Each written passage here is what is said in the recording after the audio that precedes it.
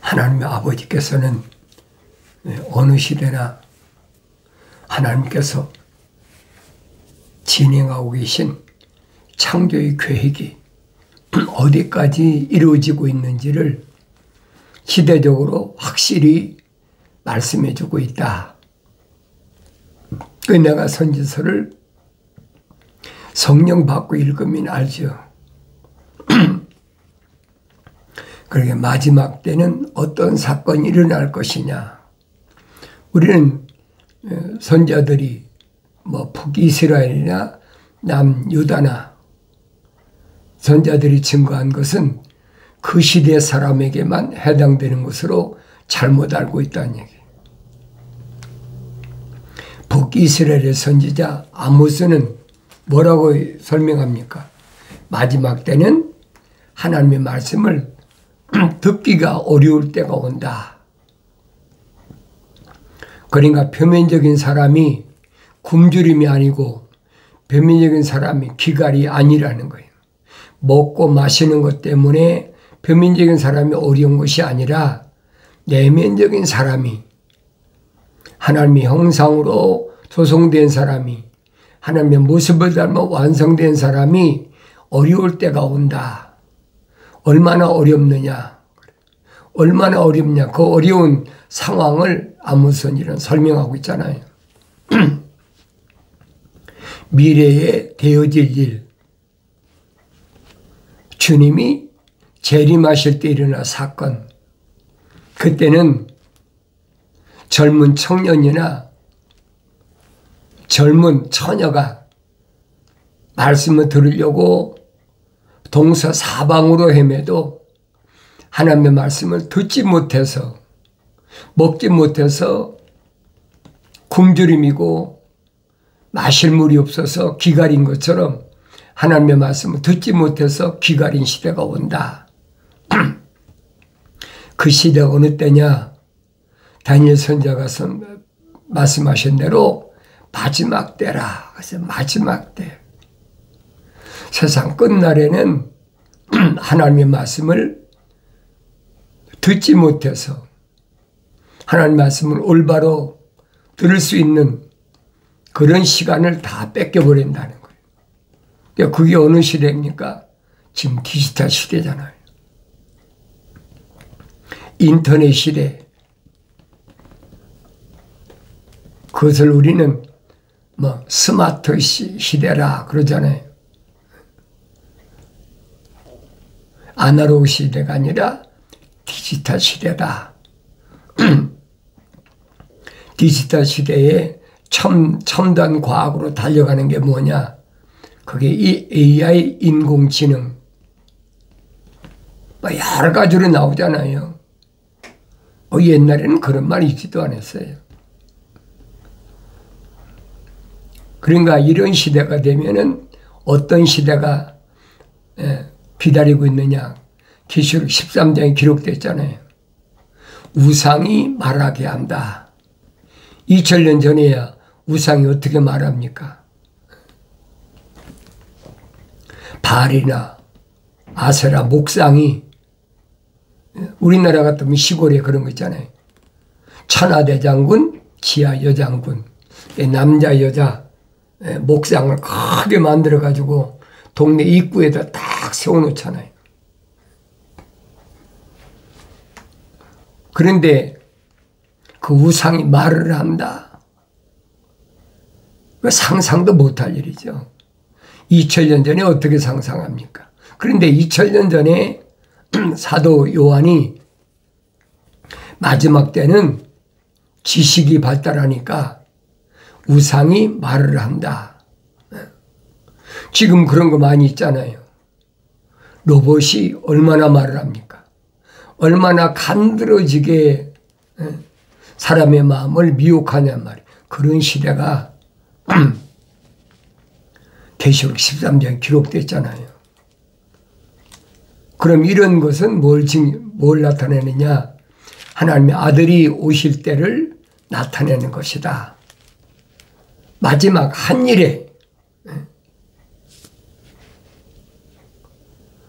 하나님의 아들이 개혁하신 유대교가 다시 일어난다. 유대교가 유대 나라니까 유대 나라가 독립하면 유대교가 다시 시작되는 거죠. 그로부터 한 세대 100년 안에 내가 반드시 다시 오마 약속하셨잖아요. 그러니까 그 100년 안에 일어난 사건들을 선지자 이사야는 자세히 설명해 주고 있습니다.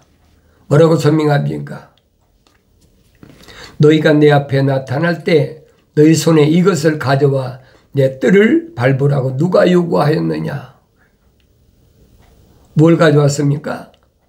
헛된 예물, 더 이상 가져오지 말라.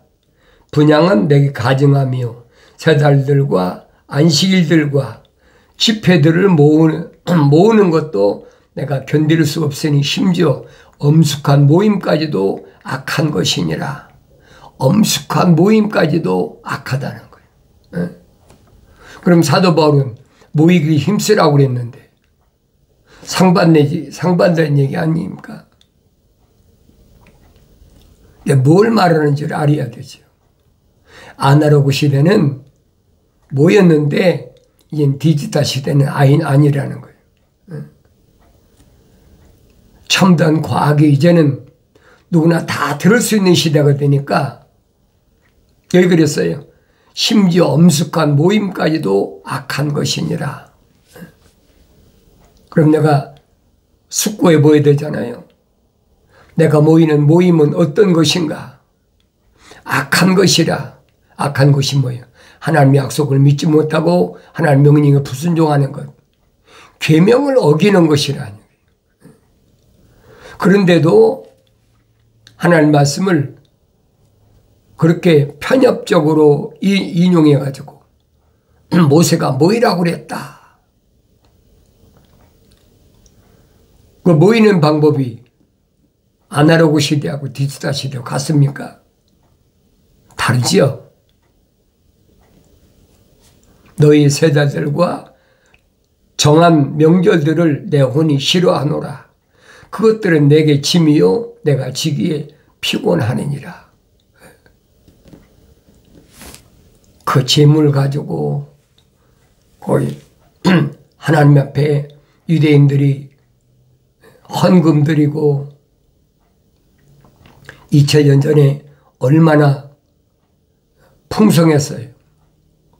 왜 그래요? 바벨론에 포로 잡혀갔다가 또 메덴 나라 거쳐서 파산 나라 코레스 왕이 해방시켰다. 예루살렘으로 복귀시켜라. 내가 하고 싶은 것이 아니라 하늘에 계신 하나님께서 내게 명령하셨다는 거예요. 그러니까 그때 예루살렘으로 복귀한 사람들이 5만 명이에요. 그로부터 하나님의 아들이 오실 때까지 성경은 자세히 기록하고 있잖아요. 약 한 450년, 5, 60년 되겠죠. 왜냐하면 다니엘이 자기 민족과 자기 백성들이 죄를 위해서 하나님 앞에 기도할 때 금식기도 했잖아요. 그때 70일에로 내가 기한을 정했다.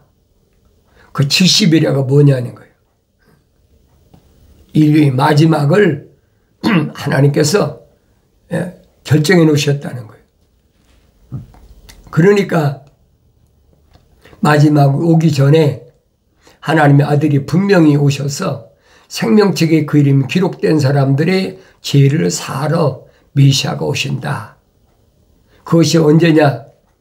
7일에와 60일에가 지난다.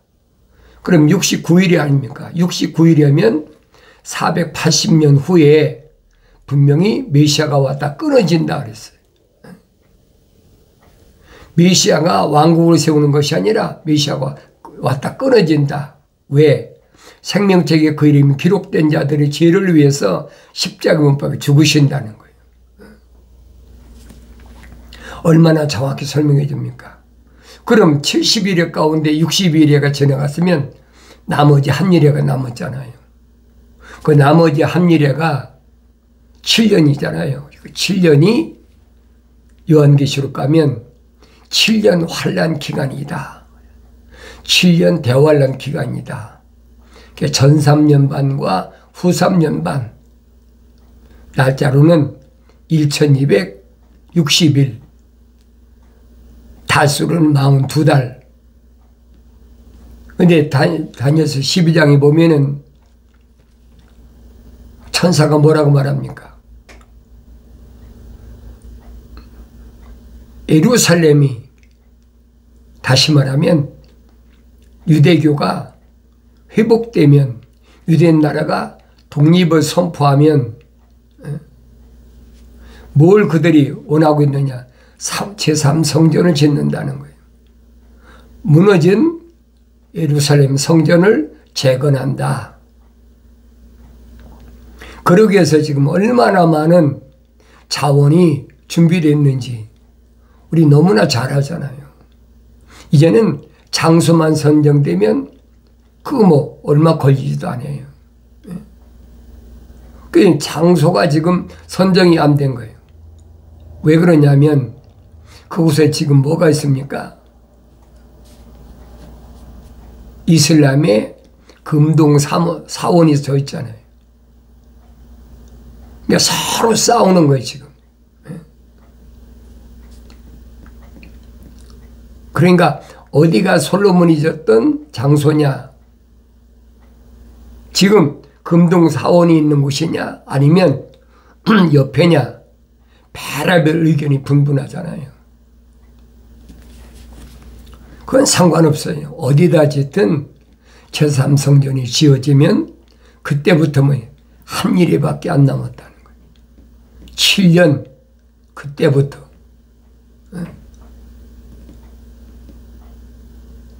그 제3성전이 지어지면 우리 주님 오실 날이 이제는 목전에 와 있다는 거예요. 징조로 보여주고 있잖아요. 그러니까 사도 바울이 갈라디아 지역, 산간 지역에 있는 부르심을 받은 성도들에게 보낸 편지에서 말하잖아요. 날과 달과 해와 절기를 지키느냐. 그 어리석은 거라는 거예요. 그건 하늘 아래 종교의 교리지 하늘 위에 하나님이 원하시는 건 아니니까 정신 바짝 차려라. 내가 다시 해산의 수고를 해야 되겠느냐. 해산의 수고가 뭐예요? 목숨을 건 수고예요. 지금이야 뭐 의술이 발달했으니까 아이들을 뭐 임신도 시키고 또 낳기도 하고 별거 다 하잖아요. 그 옛날에는 그런 게 있나요? 안 알아보셔도 없지요. 아이를 낳으려면 여자가 죽음을 각오해야 돼. 그러니까 내가 한국에 있을 때 옛날 할머니들이나 어머니들은 아이를 낳으러 들어가려면 뱃도로 위에다가 신발을 벗어놓고 내가 아이를 낳고 와서 이 신을 다시 신을 수 있을까? 그런 비장한 각오로 아이를 낳았단 말이에요. 그 해산의 수고야. 그 이부에게 주어진 거잖아요. 임신의 고통과 해산의 수고다. 그건 바꿀 수가 없는 거예요. 사도 바울이 설명하잖아요. 내가 너희를 위해서 다시 해산의 수고를 해야 되겠느냐. 2번씩이나 그 험준한 산간 지역을 찾아갔는데 그런데도 사도 바울이 떠나면 금방 또 와서 유대교에서 와가지고 안식일을 지켜야 된다. 그 계명이 있는 거니까 지켜야 된다. 계명이 없는 게 아니잖아요. 계명이 있잖아요. 그러니까 또 빠져버리는 거예요. 근데 이미 거의 하나님의 아들이 오시기 한 800여 년 전에 선지자 이사야를 통해서 너희 세 달들과 정한 명절들을 내 혼이 싫어하노라. 그것들은 내게 짐이요 내가 지기에 피곤하노라. 지키지 말라는 거예요. 그러니까 하나님의 아들이 개혁하신 거예요. 하나님의 아들이 갑자기 오서 개혁하신 게 아니에요. 이미 선제들 통해 다 선포한 말씀이에요. 이렇게 개혁한다. 그 성령 받은 사람 알죠? 성령 받지 못한 사람이 어떻게 합니까? 알 수도 없지요. 그래서 창세기 1장 26절에 기록된 대로 우리 형상과 우리의 모습을 따라 사람을 만들자. 그게 성경적 사람이에요. 그런데 하나님의 형상을 담지 않은 자연인도 얼마든지 있다는 거예요. 자연인이 더 많지요. 비율로 따질 수는 없지만은 뭐 거의 프로테이지로 따지면 99% 이상이 자연인 아닙니까? 제멋대로 낳는 거죠.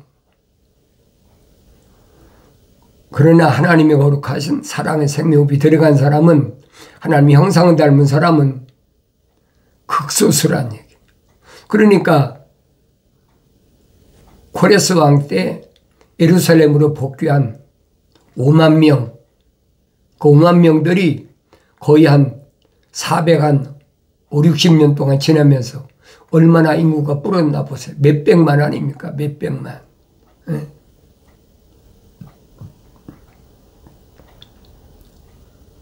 이집트로 들어갈 때 야곱의 아들 식구들이 75명이 들어갔는데 400년 만에 나올 때는 430만 년 만에 나올 때는 남자만 60만 3,550명이. 그럼 여자들이나 아이들하고 합쳐보세요. 얼마나 많은 거야. 그런데 이건 5만 명이 예루살렘으로 복귀를 했어.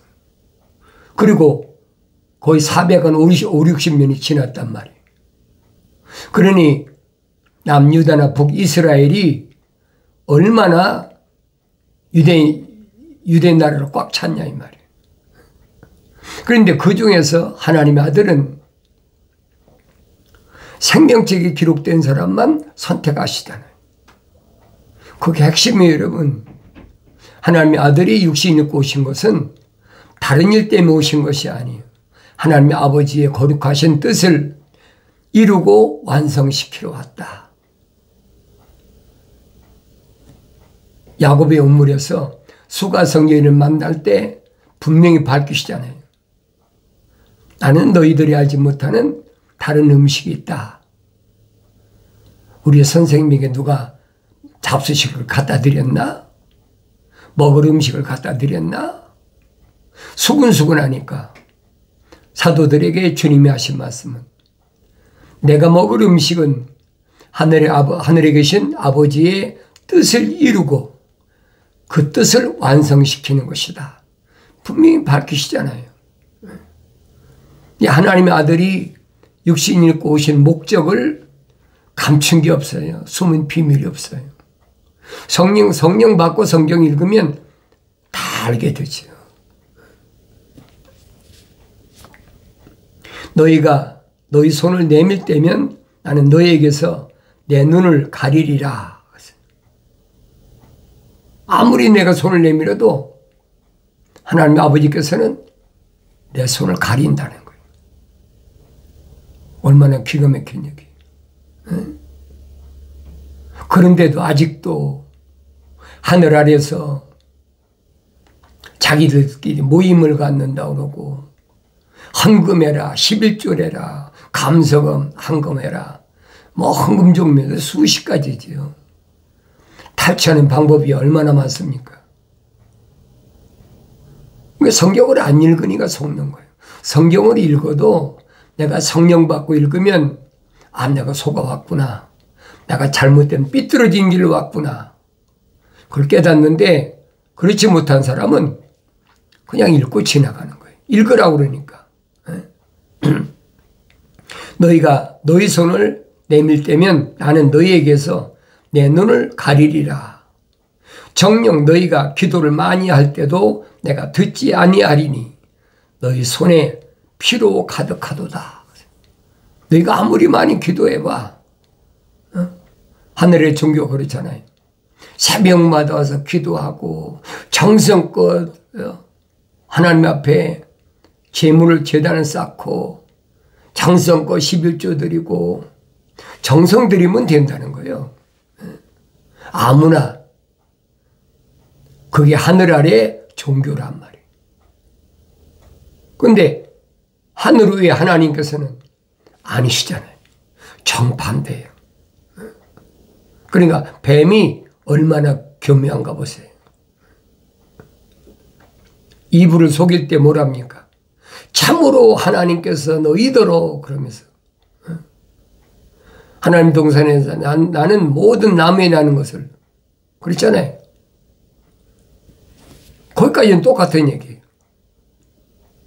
끄트머리 가서 먹지 말라고 하시더니 딱 뒤집어 버리잖아요. 간교하다. 성경에 기록됐잖아요. 간교하다. 뱀이 그렇게 간교하단 말이에요. 처음에는 하나님 이름 팔고 참으로 하나님이 너희더러 하면서 끝에 가서는 하나님이 아담에게 명령하신 정반대. 하나님 아버지께서는 아담에게 뭐라고 말씀하십니까? 하나님의 동산에 데려다 놓으시고 하나님의 동산에 있는 것 내가 마음대로 먹어라. 하나님 보시기에 좋은 나무들이 있으니까 내가 마음대로 먹어라. 그런데 먹지 말라고 하셔도 딱 뒤집잖아요. 그게 혼돈에 빠지는 거예요.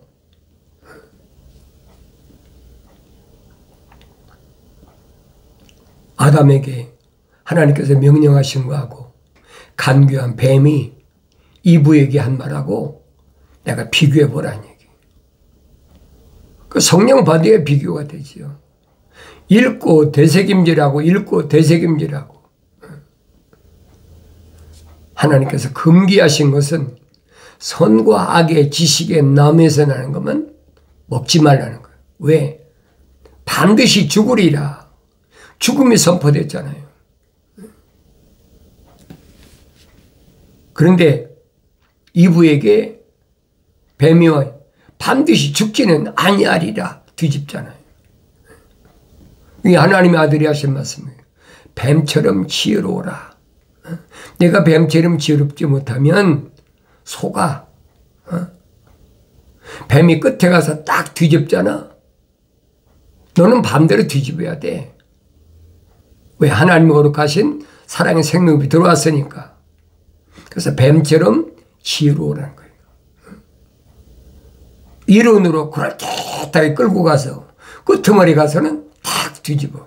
그래도 사람이 세상에 살려면 몸이 건강해야 되고, 그래도 사람이 세상에 살려면 돈이 있어야 되고 출세해야 되고, 그럴듯하잖아요. 내가 권좌에 앉아서 많은 사람들에게 예수 믿자 하고 그러면 그 명령에 따를 거 아니냐. 1980년대에 나한테 그런 제안이 왔어요. 북한에 김일성이야. 그때 김일성이 살았을 때니까. 김일성이 전도하러 갑시다. 얼마나 멋있어요. 왜? 김일성이 어머니가 강반석이라는 집사니까 김일성이 하나만 돌이키면 그 쉬운 거 아니냐. 김일성 입에서 동무들 예수 믿으라고 한번 하면은 북한이 복음화되는 건 순식간이다. 얼마나 그럴듯해요.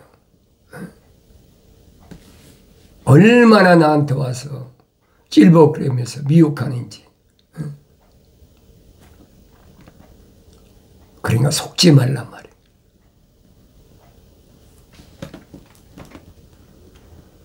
너희는 씻고 스스로 깨끗게 하라. 그랬죠. 너희는 씻고 스스로 깨끗이 하라. 내 눈앞에서 너희 악한 행실을 버리고 악을 행하는 것을 그치라. 그래서 스스로 씻으라는 거예요. 남들에 의해 씻는 것이 아니라 너희 스스로 씻으라. 그래서 하나님의 아들이 부르심을 받은 교회들, 부르시고 선택한 사도들에게 하신 말씀인 거잖아요. 묶이지 말라. 하늘 아래서 묶이면 네 스스로 풀어야 돼. 똑같은 얘기예요. 하나님의 아들이 풀어주시는 거 아닙니다. 네 스스로 풀어야 돼. 묶이지 말아야 돼. 안 묶이려면 어떻게 해요? 이게 안 묶이죠. 성령 받아 완성되면은 천국의 열쇠를 받은 너희들은 지옥의 문이 너를 가두지 못한다. 왜? 부활을 방해하지 못한다는 거예요. 완성됐으니까. 이건 흑인이 흑으로 돌아가는 거예요, 여러분. 교묘하게 속이잖아요. 하늘 아래 지식이, 철학과 과학이라는 것이 얼마나 그럴듯하게, 요즘은 이제 뭐 디지털 시대니까 인터넷이나 뭐 얼마나 많은 그런 인터넷 매체를 통해서 사람들을 미혹합니까? 건강의 요소가 뭐다? 뭘 해야 건강하다? 뭐하다? 그다 표면적인 거거든요. 내면적인 것에 대해서는 한마디도 없어. 모르니까. 만약에 철학과 과학이 내면적인 것을 안다? 그럼 잘못된 거지요. 절대 모르는 거예요. 사도 바울이 설명하잖아요. 성령 받은 성령 충만한 사도 바울이 표면적인 유대인이 유대인이 아니다. 내면적인 유대인이 참된 유대인이다. 진짜 유대인이라는 거예요. 그럼 표면적인 건 뭐예요? 흑인이 흑으로 돌아가는 거죠.